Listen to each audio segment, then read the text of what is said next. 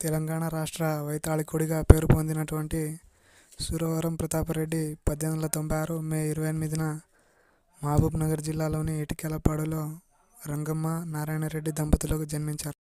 ABM machinery పాఠశాలలో ప్రాథమిక విద్యను, హైదరాబాద్ నిజాం కళాశాలలో ఇంటర్మీడియట్, మద్రాస్ ప్రెసిడెన్సీ కాలేజీలో బిఏ చదివారు.